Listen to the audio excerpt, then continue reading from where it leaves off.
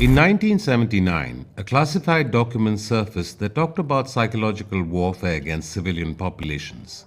Silent Weapons for Quiet Wars claimed to be a technical manual originally found in an IBM copier purchased at a surplus sale.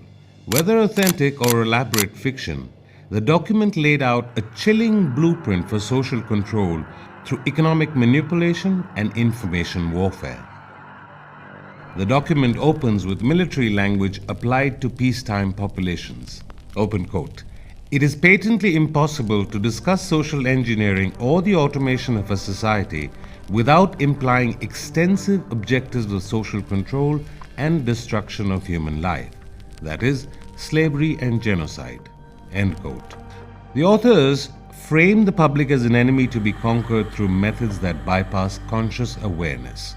The weapon is stress applied through economic pressure.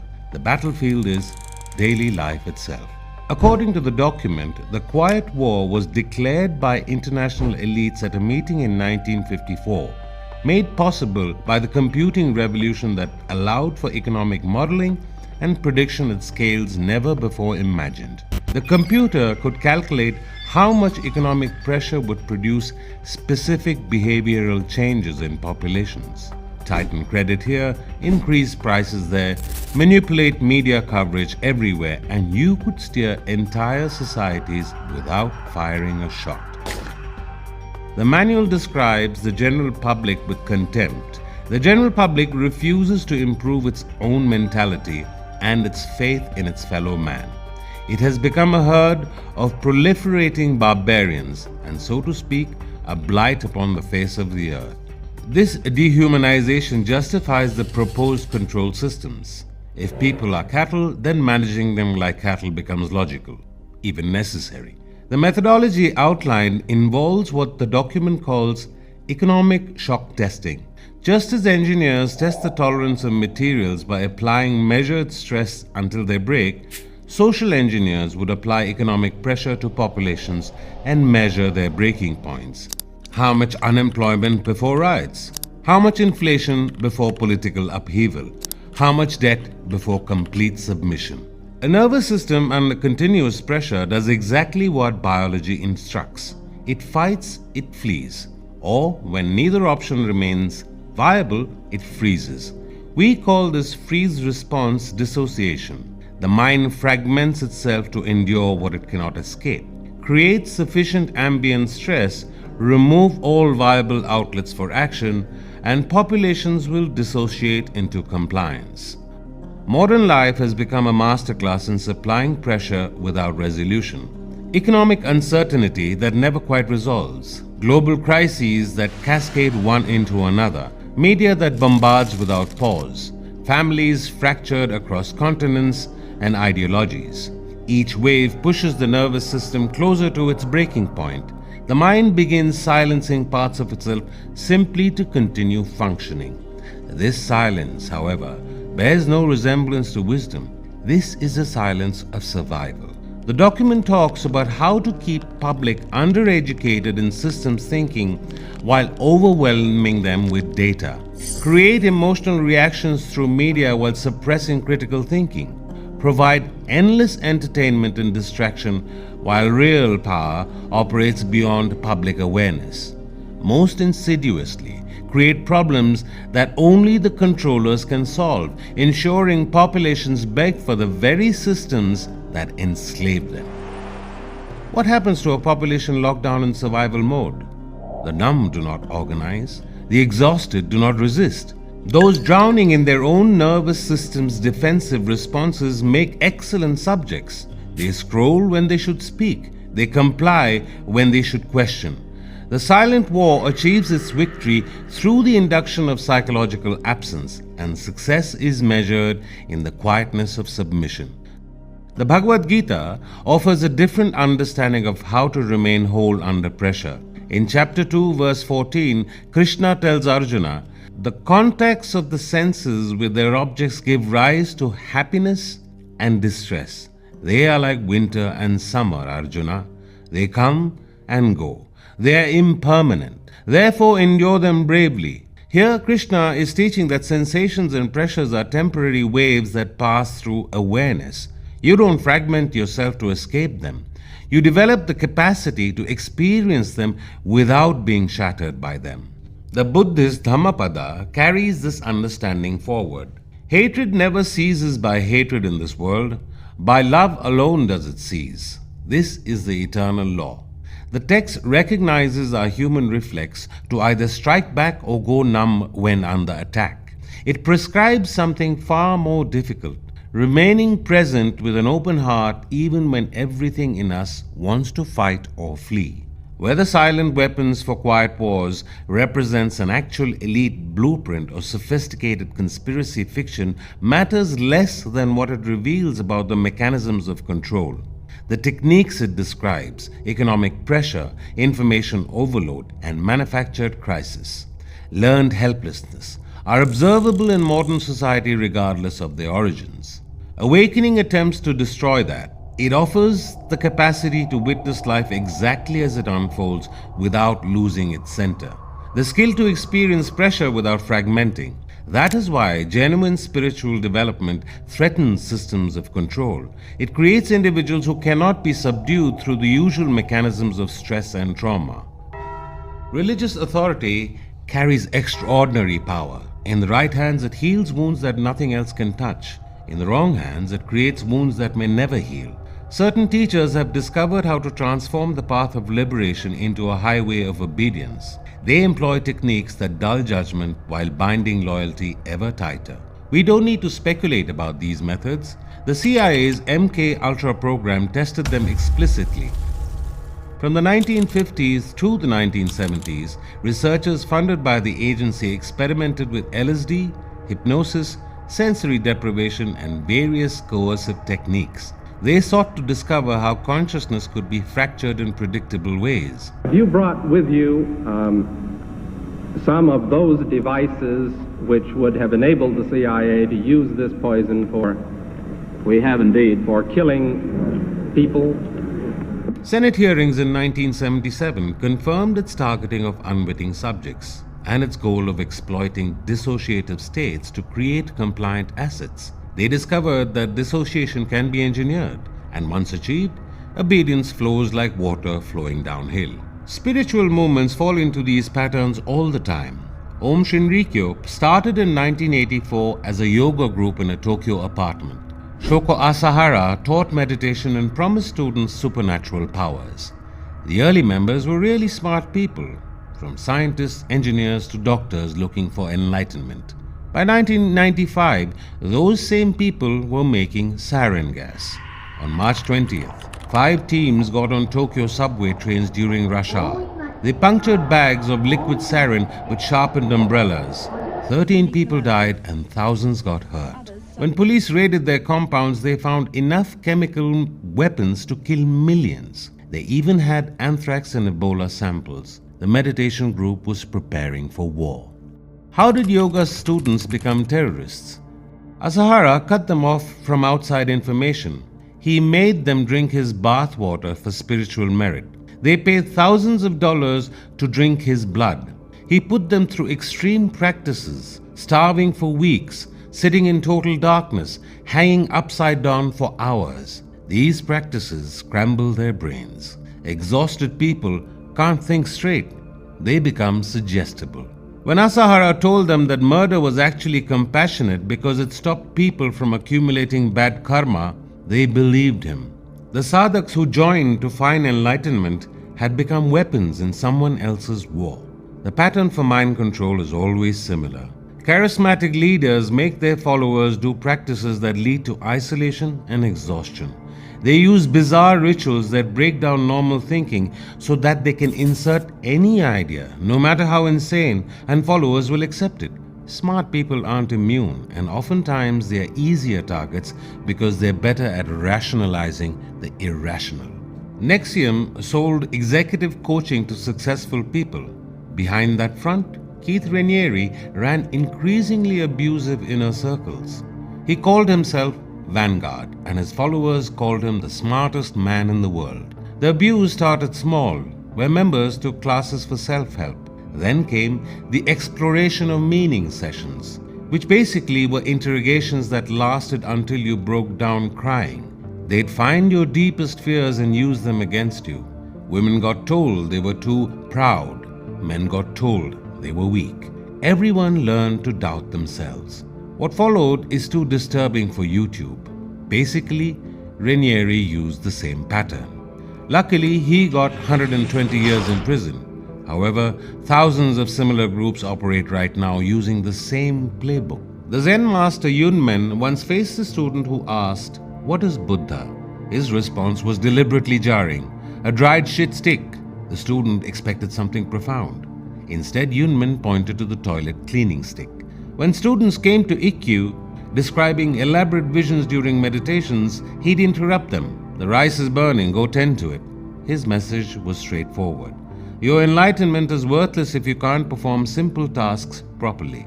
This insistence on the ordinary protects students from chasing special states. The mind seeking enlightenment is the same mind that seeks any achievement. Give it exotic experiences to pursue, secret knowledge to acquire, and the ego takes on a new costume. On one hand, Ranieri created elaborate hierarchies of secret knowledge where each level required more surrender of autonomy. The Zen masters did the opposite. Master Joshu taught, ordinary mind is the way. When hungry, eat. When tired, sleep. Real practice makes you more capable of normal life, not less. When a practice leaves you unable to function without the teacher, when it requires increasingly extreme measures to maintain your state, that's not enlightenment. The path to freedom makes you more free at each step, not more bound to someone else's authority. The competency of a teacher should be measured in whether their presence restores agency, integrity, and natural compassion in those who follow. Society has a problem distinguishing between transcendence and pathology. Both the enlightened person and the psychopath display emotional detachment, disregard for social convention, and an apparent absence of fear.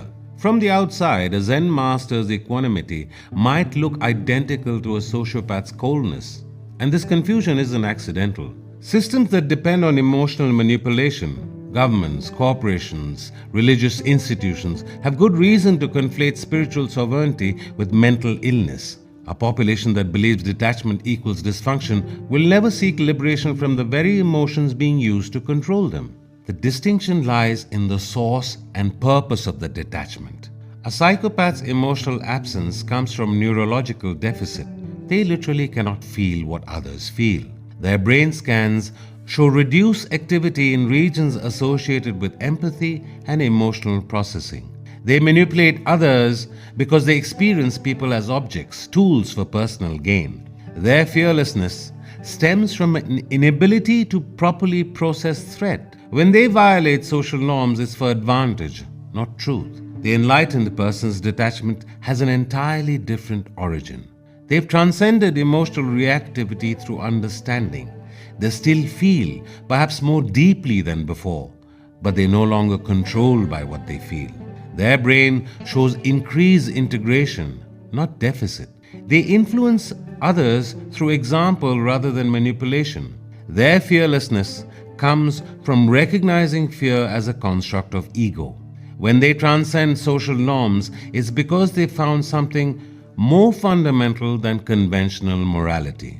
A psychopath uses people because they cannot genuinely connect with them. An awakened person serves others precisely because they recognize the illusion of separation. They see that helping others is helping themselves in the most literal sense. A psychopath's lack of fear leads them to take reckless risks that endanger others.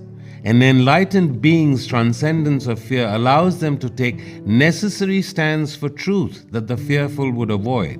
A psychopath breaks rules for personal gain. A sage transcends convention when those conventions cause unnecessary suffering. The mislabeling serves a purpose. Every transcendent individual represents a threat to systems built on emotional control. You can't manipulate someone through fear if they've seen through fear's illusion. You can't control them through desire if they found fulfillment beyond wanting. You can't bind them with guilt if they've transcended the ego that guilt requires. So the system does what systems do. It pathologizes what it cannot control. It tells you that emotional detachment is dangerous, that transcending ego is narcissistic, that finding peace beyond social validation is antisocial personality disorder. Enlightenment has an evil twin, as the meditation teacher named Shinzen Young puts it. The clinical term is depersonalization derealization disorder, or DPDR. Both enlightenment and DPDR strip away the illusion of solidity. Both show that the self you thought you were and the world you thought you stood on are constructions. Yet one brings freedom while the other delivers despair. Let's look at how awakening unfolds in classical Buddhist training. After years of disciplined practice to refine attention, concentration stabilizes. Compassion softens the mind.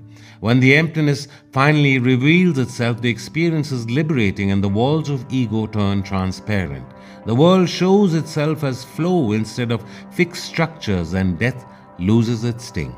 Reality appears luminous, and instead of terror, there is wonder. As Young describes it, the practitioner begins to live 10 times the size of their former life. DPDR seeps in by another path. It usually comes from trauma and drugs, and it has the capacity to suddenly push perception off its rails. A person wakes one morning and discovers that the self feels hollow, like a stage set. The world looks flat, drained of vitality, like a film behind glass. They cannot reconnect with what once felt real. Instead of liberation, they experience exile from their own existence. Many mistake it for spiritual awakening, but instead it's a waking nightmare that often comes with a sense of utter meaninglessness. The Pali Canon warns of falling into the pit of the void. To see emptiness without the preparation of virtue, concentration, and compassion is to tumble into nihilism. The recognition is real, but without wisdom it twists into despair. Why does the same insight split into such divergent outcomes? The answer is preparation. Awakening is cultivated. The ground is tilled with ethics, stability, service, equanimity. When emptiness arrives, it rests on a scaffold strong enough to hold it. DPDR offers no such foundation, and it strikes without context, without practice, without support. The emptiness is the same, but the vessel that receives it determines whether it becomes medicine or poison. Young describes working with students who brush against this edge. He reminds them that if they are panicking about emptiness, the panic is real enough. That gives them something to hold. He then teaches them to consciously generate positive experiences, warmth, joy, gratitude. Slowly, the psyche rebuilds strength. The void becomes less like a pit and more like a boundless sky. As Nisargadatta Maharaj famously once said, "When I see I am nothing, that is wisdom. When I see I am everything, that is love." My life is a movement between these two. Real awakening does something extraordinary. And no, it doesn't wipe out your personality or turn you into some blissed out zombie. Your ego doesn't get destroyed. It just stops running the show. What you thought was solid and separate turns out to have been flowing and connected all along. When you see this clearly, you don't have to work to get compassion. It just starts happening. Regular compassion usually works from a sense of distance. I feel bad for you. I want to help you. I'll make sacrifices for you. This kind of caring matters enormously. However, when the fence between me and you becomes see-through, compassion flows without anyone directing traffic. It's just compassion moving through whatever's happening, taking care of whatever needs taking care of. The New Testament captures this perfectly. Love is patient, love is kind. It doesn't envy, doesn't boast, isn't proud. It doesn't dishonor others, isn't self-seeking. It's basically describing what love looks like when your ego stops trying to manage it. Similarly, the Gita says, "The wise see with equal vision a learned priest, a cow, an elephant, a dog, and an outcast." It's what you actually see when you recognize the same consciousness showing up everywhere. Maybe the Dhammapada puts it most beautifully. As a mother protects with her life her child, her only child, so with a boundless heart should one cherish all living beings. A mother doesn't have to think about protecting her child. Protection happens automatically because she recognizes the child as part of herself. Awakening reveals nothing is actually separate from you. And in that recognition, caring for everything becomes as natural as breathing. Dissociation can't create this kind of compassion because dissociation shuts down the very channels through which connection flows. You can't love what you can't feel. You can't serve what you can't touch. You can't heal what you won't acknowledge. Awakening opens all the channels at once. Life pours through without getting stuck anywhere. Compassion moves effortlessly because reality itself, when you see it clearly, is already compassionate. The silent war will continue. This seems certain. Trauma will continue to accumulate. Secret societies, corrupt gurus, and systems of control will continue discovering new methods of inducing compliance. The technologies of manipulation will become more sophisticated, more subtle, more difficult to detect. The defense, however, remains as simple as it is ancient. Return to presence. Being here now in this body with these feelings, facing this reality, the fog of dissociation can only be lifted with genuine practice of embodying this wholeness. Compassion without an I arises with the recognition of what individuality actually is. A temporary constellation of consciousness, precious beyond measure, already whole, already free, already home. The war loses its weapons when there is nothing left to fragment, no separation to exploit, no absence to fill with external authority. We have a choice every moment. Will we choose presence or absence? The genuine difficulty of awakening or the false ease of dissociation? The answer we give individually and collectively will determine whether consciousness continues its evolution toward greater wholeness. The path back to presence remains open. It always has been. It always will be. The only question is whether we have the courage to walk it.